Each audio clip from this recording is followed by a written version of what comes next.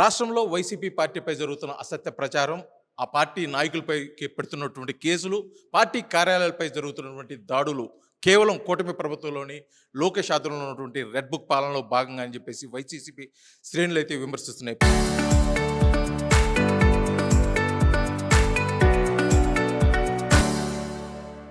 ఎందుకంటే గత కొన్ని రోజులుగా రాష్ట్రంలో నెలకొన్న పరిస్థితులు బట్ట ఈ ఆరోపణలు అయితే వస్తున్న నేపథ్యంలో మనతో పాటు మాట్లాడడానికి వస్తున్నారు మైలవరం శాసనసభ్యులు వసంత కృష్ణప్రసాద్ గారు. వారు ఏమనుకుంటున్నారు, వారు మాట్లాడి తెలుసుకున్న ప్రయత్నం చేద్దాం. సార్, గత కొద్ది రోజుల నుంచి జరుగుతుంది, ముఖ్యంగా నిన్న జోగి రమేష్ ఇంటి మీద జరిగిన దాడి పూర్తిగా మీ ఆధ్వర్యంలో జరిగింది, మీ ప్రమేయం ఉందని చెప్పేసి కూడా ఒక ఆరోపిస్తున్న నేపథ్యంలో ఒక శాసనసభ్యులుగా మీరు ఇచ్చే సమాధానం?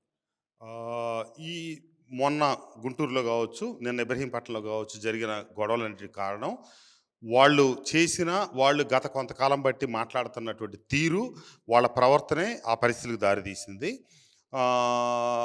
ప్రత్యేకంగా జోగి రమేష్ 83 రోజుల పాటు జైల్లో ఉండి, జైలుకు పోవటానికి ముందు, జైలు నుంచి వచ్చిన తర్వాత వస్తా దారిలోనే ముఖ్యమంత్రి గారిని, లోకేష్ బాబు గారిని గురించి చాలా అనుచితమైన వ్యాఖ్యలు చేయటం.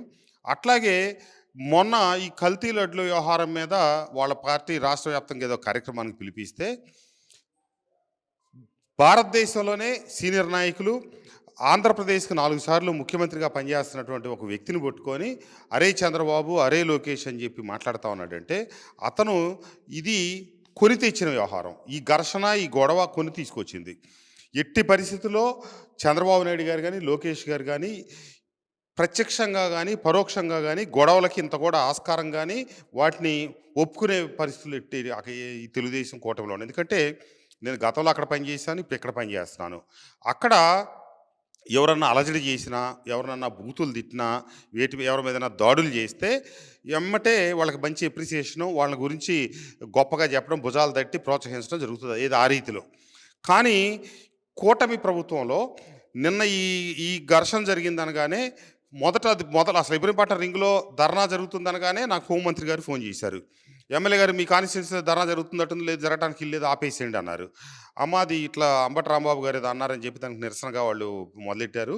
అట్లాగే జోగి రమేష్ కూడా ఏదో తిట్టాడని చెప్పి పెట్టారని చెప్పి జాగ్రత్తగా చూడండి. నేను పోలీస్ డిపార్ట్మెంట్కి కూడా చెప్పాను, సిపి గారికి చెప్పాను, ఎట్టి పరిస్థితుల్లో అలజడులు జరగడానికి లేదు. నిన్న గుంటూరులో జరిగింది, ఈరోజు ఇక్కడ జరుగుతుంది కాబట్టి ముందు జాగ్రత్తల చర్యల కోసం మేము మాట్లాడుతున్నాం అని చెప్పారు. అట్లాగేనండి, ఏ గొడవ జరగదు మేడం అని నేను చెప్పాను. ఆమె పెట్టేసిన 5 నిమిషాలకే నాకు కమిషనర్ రాజశేఖర్ బాబు గారు ఫోన్ చేశారు. ఎమ్మెల్యే గారు వీళ్ళు ఇట్లా ధర్నా చేస్తున్నారు, మీ వాళ్ళందరికీ చెప్పండి అన్నారు. సార్, అసలు వాళ్ళు అంబటరాంబాబు వ్యవహారం కోసం చేస్తున్నారు, అట్లాగే జోగి రమేష్ భాషకు వ్యతిరేకంగా ఏదో ఇబ్రహీంపట్నం రింగ్లోనే చేస్తున్నారు, ఏ గొడవ ఉండదని చెప్పాను. మా వాళ్ళకి కూడా ఫోన్ చేశాను, బెబ్బే అసలు ఆలోచన లేదు, 10 నిమిషాలు, అరగంట ట్రాఫిక్ అయిపోద్ది కాబట్టి 10 నిమిషాలు ధర్నా చేసి దిష్టిబొమ్మ దానం చేసి వెళ్ళిపోతామని చెప్పారు. అనుకోకుండా వీళ్ళు మాట్లాడిన భాష కొంతమంది యువత రెచ్చిపోయి దురదృష్టవశాత్తు దాడికి వెళ్ళటం జరిగింది. దాని మీదట ముఖ్యమంత్రి గారు నాకు ఫోన్ చేసి తీవ్రంగా మందలించడం జరిగింది. అట్లాగే ఉదయం పల్లా శ్రీనివాసరావు గారు, మా రాష్ట్ర పార్టీ అధ్యక్షులు, అట్లాగే అచ్చెన్నాయుడు గారు, మా నాయకులు టెలికాన్ఫరెన్స్ పెట్టి రాష్ట్రంలో ఉన్న నాయకులందరితో మాట్లాడారు. వాళ్ళు ఉద్దేశపూర్వకంగా రెచ్చగొట్టడం కోసం ఈ కార్యక్రమాలు చేస్తున్నారు, వాళ్ళు ట్రాప్లో ఎవరు పడవద్దు, ఎక్కడ ఘర్షణకు తావివ్వద్దు, ఇది ఖచ్చితమైన ముఖ్యమంత్రి గారి నిర్ణయం అని చెప్పి చెప్పడం జరిగింది. అక్కడేమో గొడవలు అల్లర్లు చేసేవాళ్ళకి వీరతాళ్ళు వేసి పంపించేవాళ్ళు.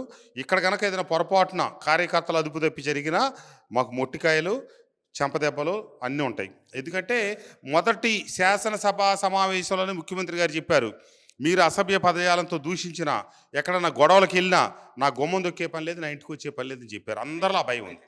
ముఖ్యమంత్రి నారా చంద్రబాబు నాయుడు ఇటువంటి సంస్కృతికి దూరంగా ఉన్నా సరే, నారా లోకేష్ ఆధ్వర్యంలో జరుగుతున్న, ముఖ్యంగా ముందుగా గన్నవరం మాజీ శాసనసభ్యులు నాని మీద, అదేవిధంగా జోగి రమేష్ మీద, చెవిరెడ్డి భాస్కర్ రెడ్డి మీద, ఇప్పుడు అంబటి రాంబాబు మీద కూడా వరుస కేసులు నాయకుల మీద, ముఖ్యంగా ఎవరైతే ఉన్నారో హైలైట్గా ఉన్న నాయకుల మీద కావాలని చెప్పేసి ఒక ప్లాన్ ప్రకారమే కూటమి ప్రభుత్వం కేసులు పెట్టి వారి మీద దాడులు చేస్తుందని చెప్పి కూడా ప్రచారం నడుస్తుంది సార్. అంటే వాళ్ళు ఇప్పుడు చేయాల్సిన తప్పులన్నీ చేసి ఈ రకమైన భాషలో మాట్లాడుతూ ఉన్నారు. మీరు ఇందాక ఒక మాట అన్నారు, మీ ఆధ్వర్యంలో జోగి రమేష్ ఇంటి మీద గొడవ జరిగిందని. నేను లేని, అసలు నాకు తెలియని కూడా తెలియదు.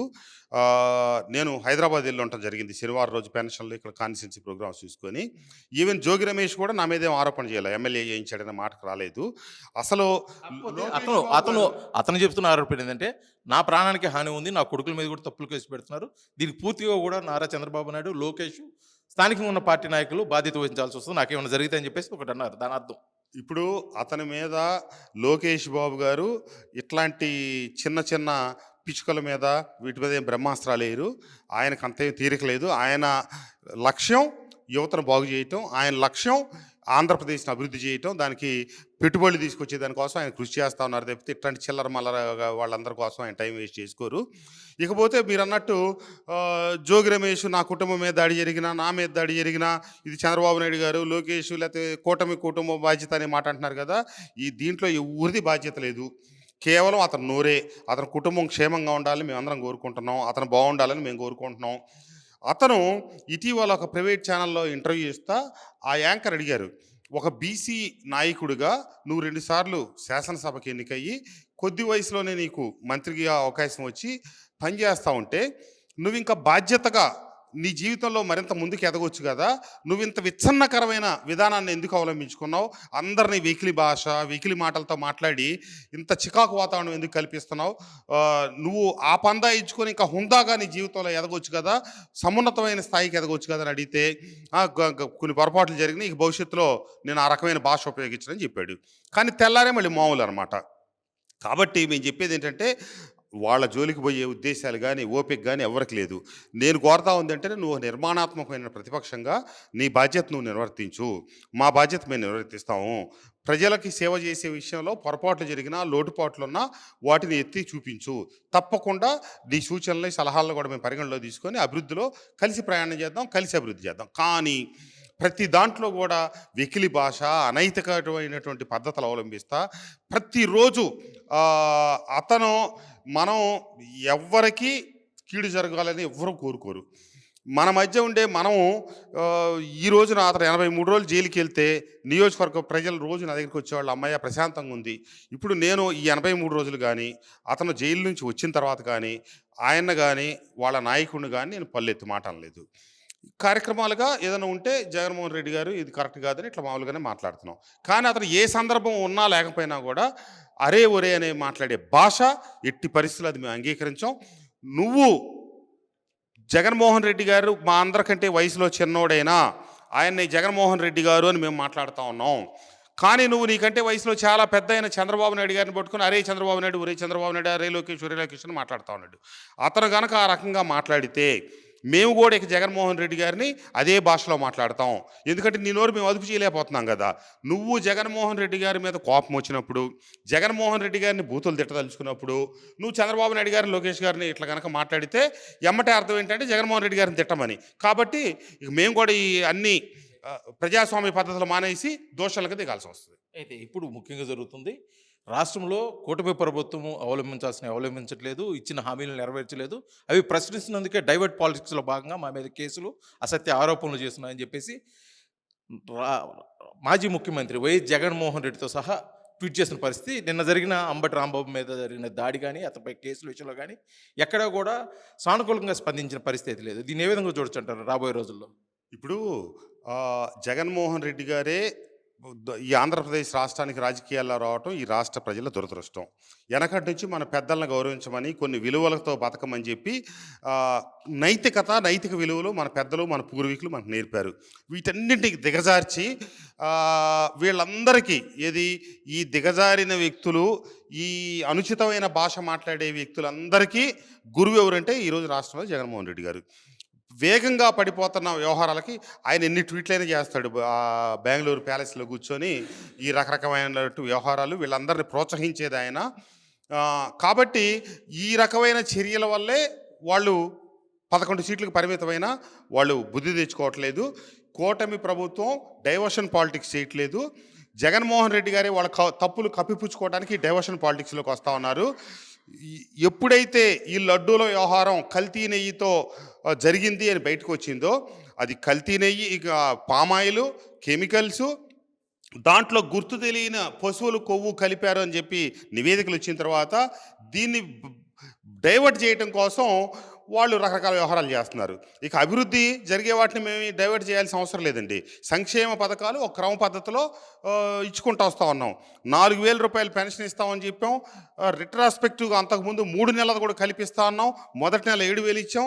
ప్రతి నెల ఈ నెల కూడా 1వ తారీఖు ఆదివారం వస్తే 31వ తారీఖు శనివారమే ఇంటింటికి వెళ్ళి ఉదయం మధ్యాహ్నం 12 గంటల లోపల 90% పెన్షన్లు ఇవ్వడం జరిగింది. అట్లాగే తల్లికి వందనం ఇచ్చాం. అన్నదాత సుఖీభావ్ ఇచ్చాం. ఒక్కోటి ఇస్తాం. జగన్మోహన్ రెడ్డి గారు ఇచ్చిన హామీలు ఒక క్రమ పద్ధతిలో ఇచ్చాడా, అన్ని ఒకరోజు ఇచ్చాడా? రాష్ట్ర ఆర్థిక పరిస్థితి జగన్మోహన్ రెడ్డి గారు దిగజార్చినందువల్ల పరిస్థితులకు అనుగుణంగా అటు ఆర్థిక వనరులు పెంచుకుంటూ ఇటు సంక్షేమ పథకాలు రెండు సక్రమంగా అమలు చేస్తూ ఉన్నాం. అయితే ఇప్పుడు జోగి రమేష్ ముఖ్యంగా మీ మీద అంటే మైలవరం శాసనసభ్యులుగా ఉన్నారు, నా మీద జరిగిన దాడికి వాళ్ళే ప్రధాన కారణం అని చెప్పేస్తూ రాబోయే రోజుల్లో కానీ ఇప్పటి వరకు కూడా అరెస్ట్ అయిన వాళ్ళు కానీ అరెస్ట్ అయ్యి బెయిల్పై వచ్చిన వాళ్ళు కానీ ఇప్పటి వరకు దాడులు జరిపించుకున్న వాళ్ళు కానీ ఎవరైనా సరే మా మీద దాడులు జరిగితే ఊరుకునే ప్రసక్తి లేదు, రాబోయే రోజుల్లో వేరే విధంగా ఉండదని చెప్పేసి పరోక్షంగా కూడా హెచ్చరికలు జారీ చేస్తున్న పరిస్థితి ఉంది. ఇది కూటమి ప్రభుత్వం ఏ విధంగా తీసుకోబోతుంది అంటే ఇది ఒక ఛాలెంజ్గా తీసుకుంటారా లేకపోతే వాళ్ళు పాటికి వాళ్ళు మాట్లాడుకుంటారని చెప్పి వదిలేస్తారా? ఇప్పుడు రోజు కుక్కలు మొరుగుతూ ఉంటాయి. ప్రతి కుక్కకి సమాధానం చెప్పాల్సిన పని లేదు. అది కర్ర వచ్చినప్పుడే ఒక రాయి తీసుకు కొడతాం, కర్ర తీసుకు కొడతాం. ఇక్కడ కూడా అదే జరుగుతూ ఉంది. అతను మితిమీరినప్పుడు సంయమనం కోల్పోయిన కొందరు యువ కార్యకర్తలు దాడులకు తెగబడ్డారు. మా నాయకులందరూ వారించారు. పోలీస్ శాఖ సమర్థవంతంగా పనిచేసి అక్కడ పెద్ద నష్టాన్ని నివారించడం జరిగింది. వీటన్నిటికీ మూలం జోగి రమేష్ నోరు. అతను నోరు అదుపులో పెట్టుకుంటే ఏమీ జరగదు, భవిష్యత్తులో కూడా ఏమీ జరగబోవు. ఏ రకమైనటువంటి దాడులకు తెగబడే ప్రభుత్వం ఈ కూటమి ప్రభుత్వం కాదు. మా ప్రధాన లక్ష్యం అభివృద్ధి, సంక్షేమం.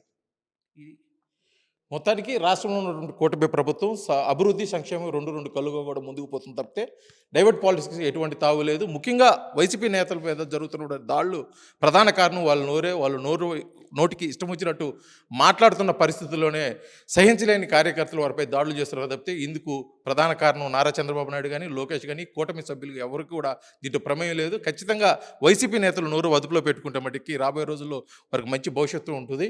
అదే కాకుండా ఇలాగే కొనసాగే వారి పరిస్థితి మేము చెప్పలేమని చెప్పేసి పరోక్షంగా కూడా హెచ్చరిక చేస్తున్న పరిస్థితి ఇక్కడ కనిపిస్తుంది. వీడియో జర్నలిస్ట్ లక్ష్మణ్తో శ్రీనివాస్, RTV. చరిత్ర సృష్టించినోడు ఇప్పుడు ఆ చరిత్రని తిరగరాయబోతున్నాడు. అబద్ధాల గోడల్ని బద్దలు కొట్టి నిజాలను రాగా మీ ముందుంచబోతున్నాడు. నిజమైన వార్తల కోసం వెంటనే డౌన్లోడ్ చేసుకోండి రా యాప్ని.